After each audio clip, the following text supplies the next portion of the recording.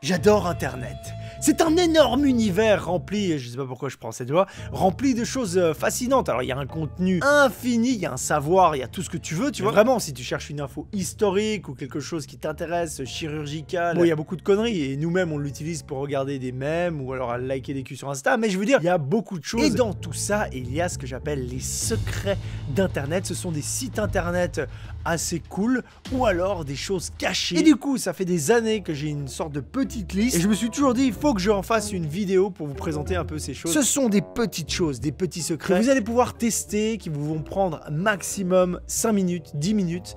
Vous allez pouvoir vous amuser sur des sites internet et avec ces petites choses. Voilà. Oh, il y a peut-être des choses, vous allez y passer des heures. On rentre directement dans le vif du sujet. C'est parti, premier lien.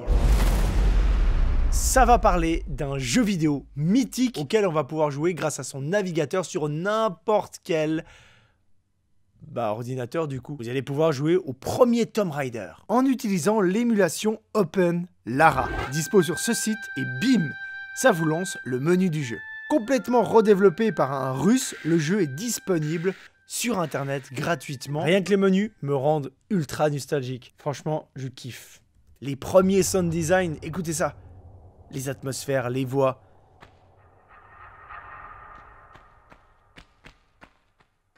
Personnellement, j'adore.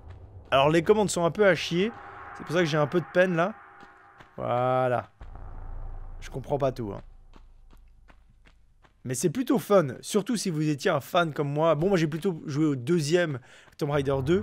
Mais quand même, ce premier me replonge dans une nostalgie avec son univers de son. Les premiers sound design, les musiques, les décors, le graphisme. Non mais il y a un charme quand même, il y a quelque chose. Et ça c'est mythique, le manoir de Lara Croft. Bienvenue chez moi, je vais vous faire visiter. La visite du manoir, qui se souvient ça? Et maintenant un bon bain. À l'époque, c'était un grand fantasme de tous les garçons de l'école. Je crois qu'il fallait faire le saut de l'ange au-dessus de la fontaine et ça lui enlevait ses habits. Enfin bref, je crois que je m'égare un petit peu. Que vous passiez 5 minutes ou 1 heure, cette émulation risque de vous rappeler vraiment vos premiers moments avec la PlayStation. Deuxième lien, il s'agit de faire apparaître un Vélociraptor sur le site de la marque Vogue. Vous vous rendez sur la page de vogue.co.uk et vous tapez le code OO gauche droite BA. Et là, un Vélociraptor apparaît. Il y en a même qui arrivent à, en appuyant, je pense, sur la touche A comme des bâtards, faire apparaître plusieurs à la suite. Vraiment, c'est sexy sur le site. Et il faut savoir que je n'ai pas compris, je n'ai pas trouvé d'explication. Pourquoi ils ont mis un Vélociraptor? Est-ce que c'est lié à un événement, un truc spécial? J'en sais rien. Est-ce que ce sont les programmeurs du site internet qui ont fait une blague, etc. J'ai pas compris. Peut-être que vous avez la réponse et vous allez pouvoir m'expliquer pourquoi on peut faire apparaître un Vélociraptor sur le site de Vogue.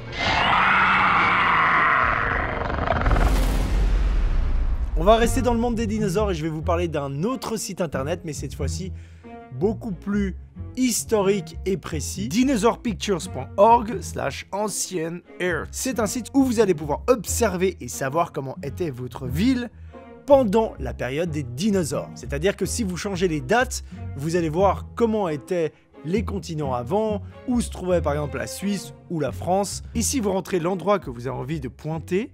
Ici, vous changez les années. Ou alors, vous pouvez choisir par thème. Où était ma ville pendant les premiers dinosaures? Vous avez aussi plein d'infos complémentaires, plus de détails sur les côtés. Enfin, de toute façon, vous allez voir. Franchement, testez ce site. Bon, c'est assez marrant de voir où était son domicile à l'époque des dinosaures ou de la préhistoire, ou même avant tout ça, les premières plantes ou les premiers insectes. Mais je trouve ça assez fascinant. Ça nous refait prendre conscience et on voit un petit peu comment étaient les continents, comment ils se sont formés, etc. Et c'est assez cool pour ça. Donc voilà, après ça dure, on reste à peine 5 minutes sur le site et c'est terminé. Mais c'est très bien fait et c'est assez cool à tester.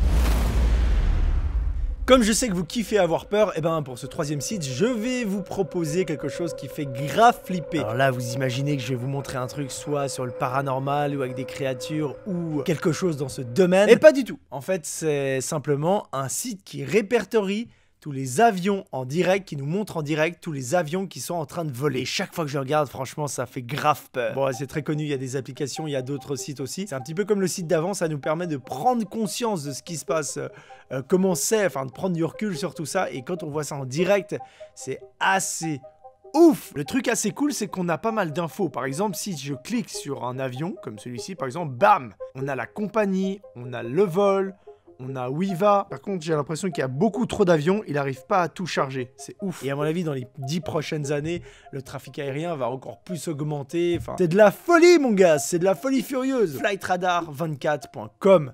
Allez checker ça, franchement, c'est assez ouf. On va rester avec un site qui parle de trucs volants dans l'eau ciel, et cette fois-ci, pour vous faire plaisir, on va parler d'un truc paranormal, plutôt étrange quand même. Bah oui. C'est un site qui répertorie toutes les apparitions d'OVNI dans le monde. Enfin, toutes, je pense qu'il y en a plein mais une majorité des apparitions et des choses qui ont été aperçues sur la planète Terre. ufostalker.com. Alors là aussi, c'est assez marrant, vous allez pouvoir aller voir dans votre région s'il y a des choses qui ont été aperçues. Généralement, il y a des vidéos qui accompagnent le témoignage avec les photos. Comme ça, c'est pas mal, ça fait une carte un peu du monde.